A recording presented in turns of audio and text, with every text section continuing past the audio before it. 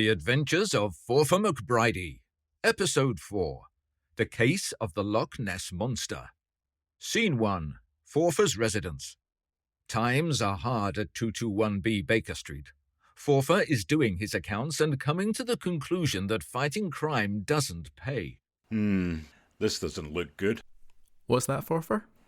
I've been going over my expenditure, and it looks like I may have to forego a few luxuries from now on. Luxuries, Forfar? Yes, Smoky. Mostly groceries and heating. How can that be? Only last month we got a huge reward for apprehending the Glen Line sheep rustlers. We did, but that £12 postal order hasn't lasted. And our expenses were £247. Truth is, catching criminals is rewarding in its own right, but once they're behind bars, well, you've pretty much made yourself redundant. Never thought of it like that. Still, I have one possible option. Aye, get arrested, sent to jail, and organise a mass breakout. It might just work, Forfar. No, Bob. I was thinking of selling some of my souvenirs. I posted this antique sword last week. The scabbard is inlaid with intricately carved silver and amber. Didn't even get a single bid. Well, you could always sell your horse. Sell old Sherbert? I couldn't do that, Smoky. He is almost family. I remember the day you bought him. Impulse buy, really. That Irish lad was desperate to sell. Got him for a song. Aye, and he sired 2 winners of the Scottish Grand National. Nearly forgot about that. Yes, that summer when he was still no more than a colt. I put him out to pasture for the summer, in that field next to the donkey sanctuary. He cleared that fence like he had wings. And by the time we got him back in his own field, 6 of those donkeys were in the family way. Aye, and another couple looked a wee bit upset. I couldn't sell old Sherbert. I remember when I bought him. Jet black with a single white flash. Now the poor old fellow has faded to brown. Hello all. I'll put the kettle on. We bought some cakes. Hope it's a large cake. I've become fond of eating at least once a day. Forfar, dearest, you're out of milk. Milk? I'm lucky there's water in the tap. Is something amiss, Forfar? Yes, Debs, I'm just discovering that crime doesn't pay, no matter which side you're on. Could have told you that. I have to moonlight as a steward at Albion Games. It's great. Last week she nobbled half the Tarbert Rovers team. We nearly won. You can take up monster hunting till the streets are unsafe. I can't afford to bait the mouse trap, let alone hunt monsters. Which monsters are we talking about, anyway?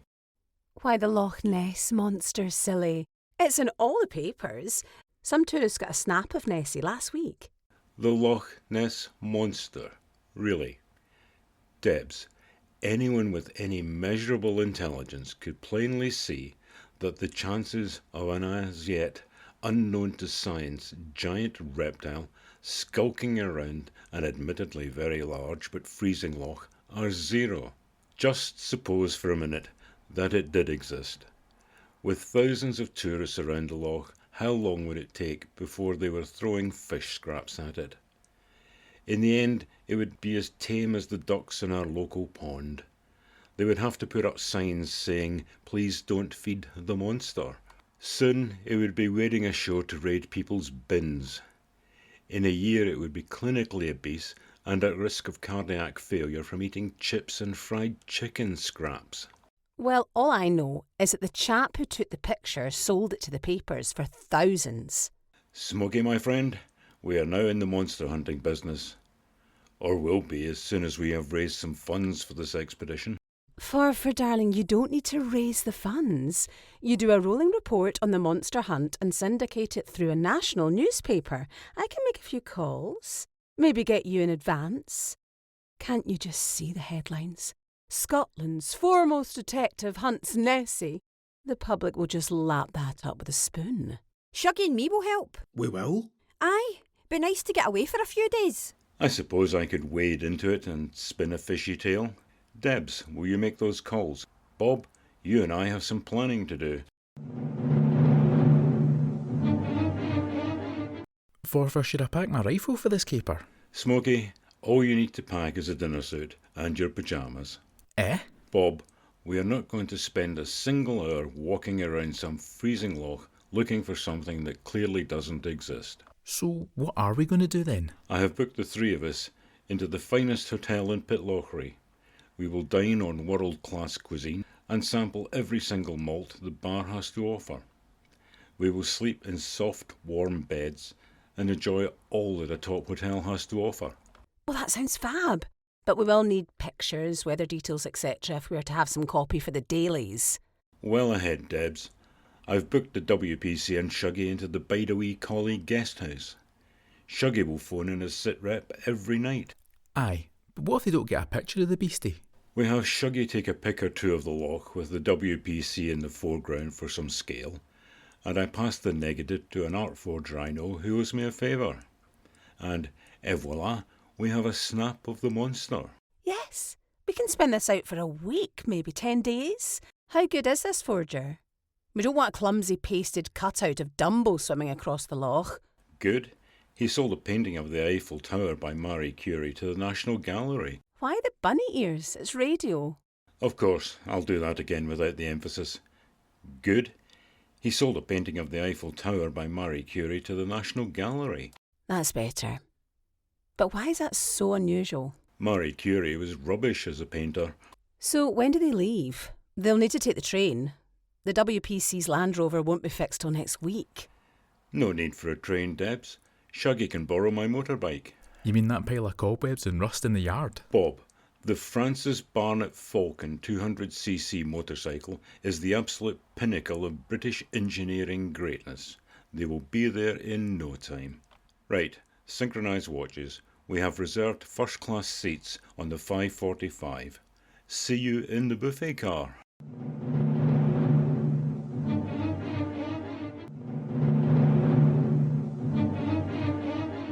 Scene 2. Pitlochry Grand Regent Hotel. Forfar, Debs and Bob are enjoying the sumptuous lifestyle of a top-flight hotel.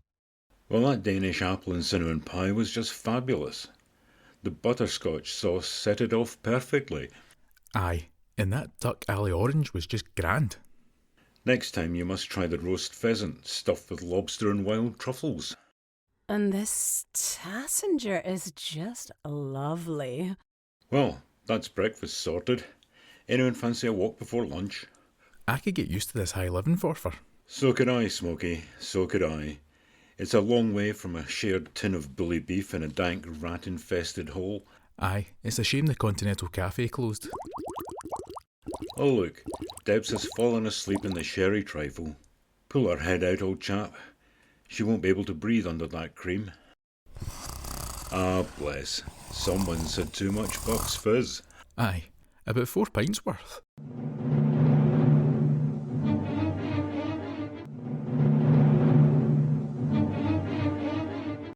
Scene 3. The Bideawee Collie Guest House. Shuggy and the WPC are enjoying a different sort of cuisine. Shuggy, eat your cornflakes. It's 5 hours till lunch. Can I have another cup of tea? Doubt it, but you can have some of the hot water in this teapot. Well, I can understand chaining the sugar spoon to the wall, but to nail the sugar bowl a foot further than the chain reaches? Most miserable place I've ever stayed, and I once spent a week in Montrose. Never mind now. Look, we have the loch, it's a lovely day. They reckon the snow will stop any month now, so let's go for a walk. You can take a picture of the monster. Bit cold for a swim. Oh, Shuggy, you do make me laugh. Maybe we could get the bus into Inverness. I'll need to get a new spark plug. We could get some chips, sit by the river and feed the locals. What a smashing idea. We could have a high tea at the co-op. See, hanging out with Miss Debs has given you a taste for the finer things in life. Aye, she's helped broaden my horizons. There's a world out there, Shuggy. I'm tired of spending my free evenings helping to fix that Transit of Glorias. Debs has given me a taste for the exotic. So that's why you put pineapple chunks in the fish pie. Aye, Shug. It's the good life for us. I've had a taste of the dill cheese Rivita and I want more. You could at least have kept the custard separate. Oh, Shuggy. Stop it, you've got me giggling like a schoolgirl. Well, here's the bus stop. Timetable's a bit hard to read. Why's that? They use joined up writing. So when's the next bus? August. Never mind, it's only 8 miles, we can walk it. Work up an appetite.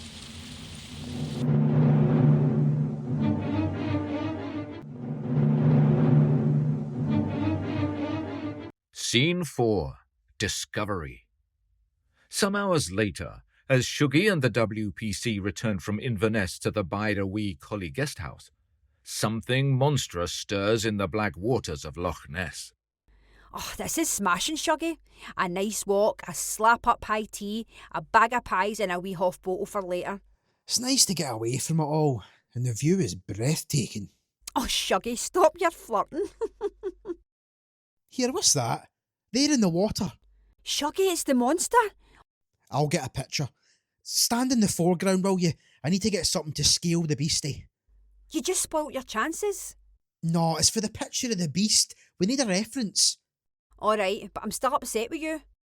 There. That's got it. Look, it's making for that cove. Aye, hear that? No, what? Sounds like a Francis Barnett Falcon engine.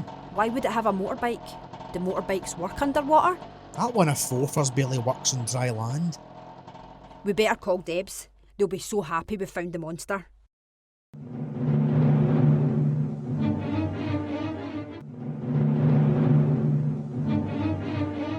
Scene 5. Bad news. As Forfar, Debs and Bob prepare for dinner, bad news is about to float to the surface. Ready for dinner, Bob? Not sure if I have any room left, Forfar. Feeling a wee bit full after that porterhouse steak I had at lunchtime. Well, I'm starving. I missed lunch. Aye, sleeping off breakfast. I spent all afternoon in the beauty spa getting my facial, sauna and massage. And you look gorgeous, my sweet. Pretty sure I could wrestle down a small steak and salad. That will be Shuggy with his report. Bob, will you get that? What? Aye. We'll accept the charge. Eh? What? Calm down, man. I can barely make out a word. Aye, you saw? What, you got a picture? Have you been drinking? Aye, fair enough. Right, okay, I'll pass that on. What's all the fuss, Smokey? It's Shuggy. It's like... Spit it out, Bob. Shuggy has seen the monster, and even got a couple of pictures. What? How? This simply can't be. It could be a joke at our expense. Doubt it, he seems serious enough. Oh, hell's bells. You know what this means. We can sell the pictures to the papers? It means we have to check out and go investigate. It's goodbye, PGRH, and hello, the Bide-a-Wee Collie guest house. No, I won't leave. I have a massage appointment with Sven tomorrow afternoon. No, with Sven. Well, let's go try that pheasant stuffed with lobster and wild truffles, Forfar, and I'll have that duck alley orange for dessert. Okay, I'm fine. Right. Bob, you're in bathrobes, Forfar towels and complimentary toiletries. I'll order a hamper and a case of gin from room service. Now let's find out how much gin causes permanent amnesia.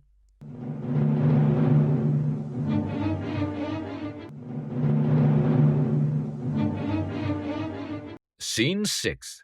The Secret of Loch Ness. Well, this is the place. Come on inside. I'll help with the bags. We have to talk. Oh my God, it's like school all over again. Cramped, damp rooms, cold water, flirting with lesbianism, bread and butter 3 times a day. No, Miss Debs. High tea's at 4. Not to worry, my WPC picked up a half bottle for you. Well, that's lunch taken care of. Okay, here's the plan. WPC, you and Debs get that film securely posted to the editor of the Daily Smear and Shoppers Gazette. Do not let Debs drive. Bob, Shuggy and I will go take a look at the spot where you saw the creature. Meet back here at 6. That'll be tea time. I'll get us all some chips.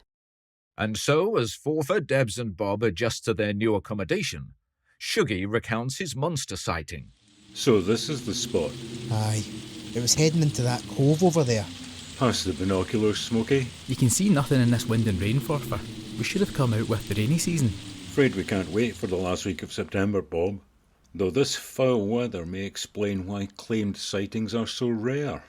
There's something about the corner of that heavily wooded cove that doesn't look quite right. Here, Bob, take a look. I can't see much at all, Forfar, in all this rain. Shuggy, would you care to take a look? It's it! It's the beastie! Wait, I'll get a picture. Yes.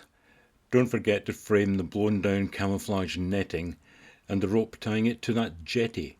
Or the chaps trying to get the netting back on. It's like you said, Forfar. They must have tamed the beastie. Tame, Smoky?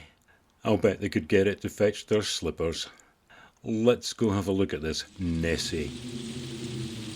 No, Tom, Dick and Murdo. You need to untangle the net first. Having some trouble? Who are you? What do you think you're doing here? This is private property. This is Forfar McBridie. And this is Bob, Smoky Arbroath. And I'm Shuggy, and you're all caught red-handed. Ah, well, I suppose it was bound to happen eventually. Tom, Dick, Murdo, you boys go off home now. Tell your mother I may be late for supper. How late, Father? Oh, about 2 to 5 years, depending on the judge. It's a boat. Look, Forfar, 2 great fin-shaped oars. Aye, look in here. It's got a Francis Barnett Falcon engine in the back. Indeed it is. It's a Vulcan 200cc engine. One of the greatest achievements of British engineering. So the whole thing is a fake. You grafted a lightweight moulding over a small boat and rowed around the loch when conditions are right. Preferably a rain-lashed misty day to make clear identification next to impossible. As my father before me, we have taken to the water on such days. I put the Falcon engine in to help with manoeuvring. I suppose the question is why, but I'm sure I already know. Have you been to Inverness? I suspected as much. Yes, Inverness. There's Deeside, beautiful scenery, the Cairngorms, Balmoral, whisky distilleries, and quaint little towns. Then there's the Highlands and Islands, the clans, Bonnie Prince Charlie, distilleries, majestic mountains, and picture postcard harbours. And then there's Inverness. It's like Kirkcaldy, but without the glamour. A population walking around with a look of permanent surprise in their faces, a finger 2 joints up their nose looking for dessert, speaking all gibberish that's neither Gaelic or English, their faces all bruised and bleeding from falling down when trying to walk upright. Even sober, that's about 3 steps. Look at it, man. It's like living proof that that Darwin was wrong. We needed a tourist attraction big enough to hide Inverness. Easy, man, easy. What are we to do, Forfar? You cannot turn them over to the authorities. Little point, Bob. I suspect the authorities know all about this. Well, if the public want Nessie, I say we give them what they want. Shuggy, will you go and get the WPC and Debs? Check that you have fresh film in that camera and take plenty of pics. Lachlan, you, Bob and I are going to take the craft out for a spin around the cove this evening at dusk.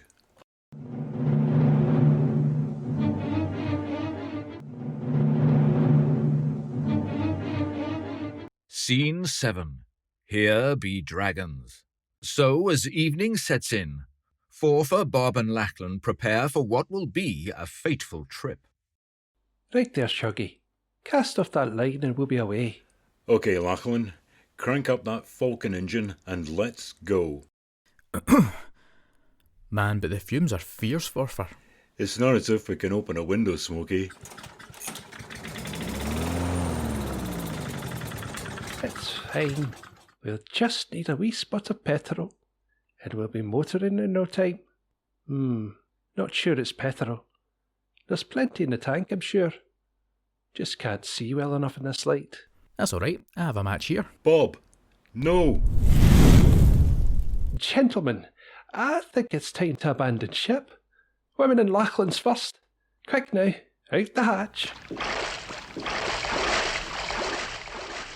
And so, as a blazing Nessie slips beneath the waves, Lachlan, Forfar and Bob cough and splutter to shore. That was just amazing, all that smoke and flames coming out the nose. It looked just like a dragon. I should have some magic photos. Indeed. Well, Lachlan, what's next for Nessie? That wasn't the first Nessie. And I'm sure the next one won't be the last, aye? I think it's time we all went home. I have had enough of monster hunting for now. And so our gang bid a fond farewell to the Bide-a-Wee Collie Guest House and return thankfully to 221B Baker Street.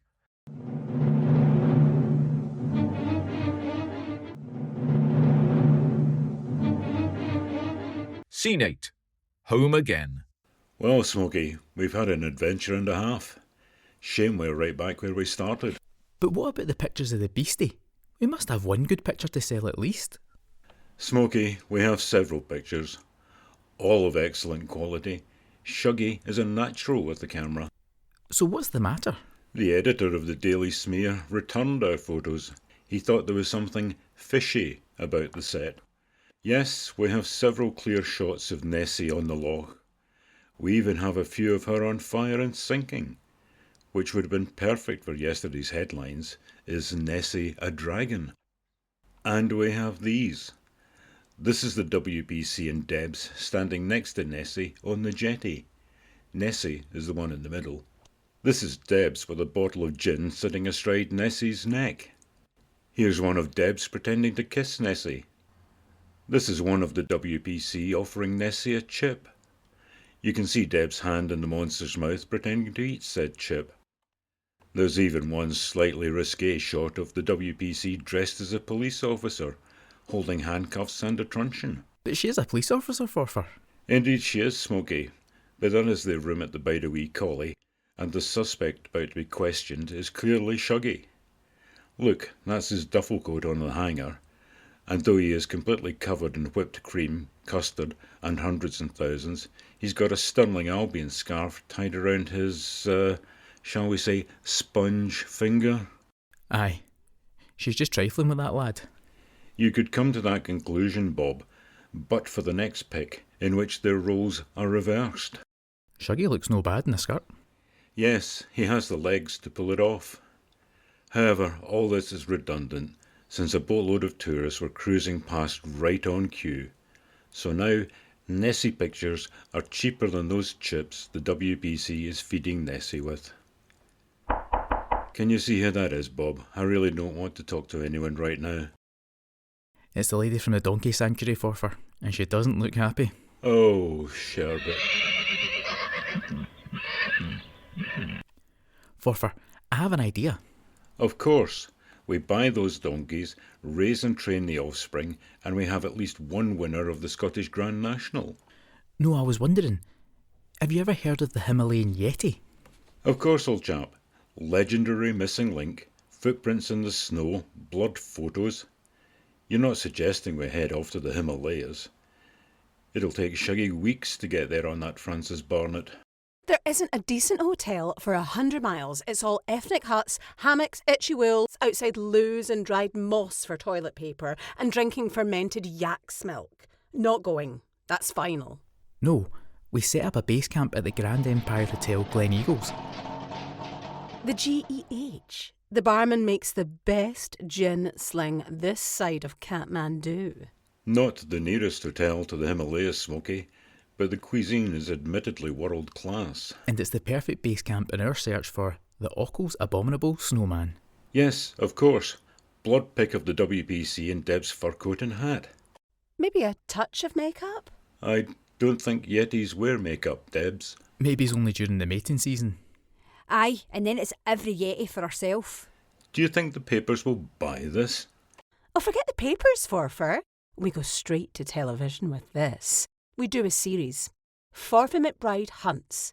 We reprise the Loch Ness monster, do the Ochel Yeti, and find similar cases from around the world's finest hotels, and we make a series. Is this possible? Of course! The TV stations need to fill the spaces between the adverts with something just interesting enough to keep the viewer's attention. We could be like that guy in the telly. What's his name? David Attenborough? No, the other one. Indiana Jones. Doesn't matter. Pretty sure I can swing a basic budget to a series deal. If we put the crew up in tents, we should be okay. So, it would be bare frills for the crew, but we get to lap up hotel living. And make a sizable chunk of cash as well. Okay, but I don't know the first thing about TV, Debs. Neither do those people making the programmes, Forfar. Half the time it's just running around with a blurred camera and people shouting, and they always seem to just miss the beast that they're after because they have to be back by tea time. Sometimes they just drop the camera on the ground, or the camera batteries die and someone has to yell what happened. Wonder that some of these cameramen keep a job at all? That sounds perfect. We fill in with an ethnic shot of Forfar having a chinwag with some locals, telling tales, and the elder giving Forfar a charm to ward off evil, establishing his spiritual credentials. Cut, print, and start counting the cash. Well, I'm game for it, if the rest of you are. Oh, aye, definitely up for aye. that. Aye, absolutely. OK, then let's get started. WPC, would you like to come and try on my fur coat? Aye. Bring on that dill cheese Rivita. Has Forfar given up a life of crime fighting to become a star of the small screen? Tune in next time to Forfar McBridie Monster Hunter. Coming soon.